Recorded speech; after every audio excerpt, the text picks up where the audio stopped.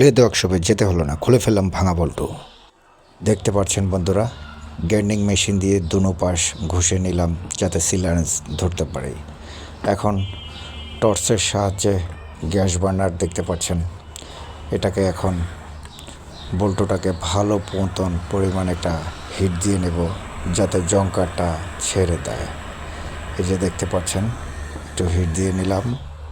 এখন এটাকে হালকা একটু তেল দিয়ে নিব যাতে তেলগুলো একটু ভিতরে যায়, খুলতে একটু সুবিধা হয়। তার পাশাপাশি কিছুটা টুকাটাকে একটু হাতুড়ি বাড়ি দিলেই না নয়। তো দেখতে পাচ্ছেন আমার কিছুটা টুকাটাকি হাতুড়ি বাড়ি দিয়ে দিলাম। এখন এই সিলারেন্সের সাহায্যে চেষ্টা করব, দেখি বল্টুটা খোলা সম্ভব হয় কি না। এই তো আস্তে আস্তে আস্তে আস্তে কিছুটা একটু একটু করে ঘুরছে, দেখতে পাচ্ছেন বন্ধুরা। হ্যাঁ, এই তো কয়েক পেজ আস্তে আস্তে খুলে যাচ্ছে। তো দেখতে পারলেন বন্ধুরা, ভাঙা বল্টু লেদে না নিয়েও কাজ করা যায় নিজের থেকে, চেষ্টা থাকলে অবশ্যই করা সম্ভব।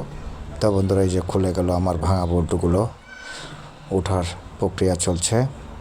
তো আপনারা চাইলে এভাবে খুলতে পারেন খুব সহজভাবে। তো বন্ধুরা, এরকম নিত্য নতুন টিপস পেতে হলে আমাকে লাইক, কমেন্ট, শেয়ার দিয়ে পাশে থাকবেন বন্ধুরা। তো দেখতে পারলেন বন্ধুরা, এরই মধ্যে আমার ভাঙা বল্টুটা প্রায় খোলা শেষ হয়ে গেল। তাই তো এখন বল্টুটা হাতে চলে আসলো। তো বন্ধুরা লাইক, কমেন্ট, শেয়ার দিয়ে পাশে থাকবেন। দেখতে পারলেন এভাবেই আমি খুলে থাকি। তো ধন্যবাদ ভিডিওটি দেখার জন্য।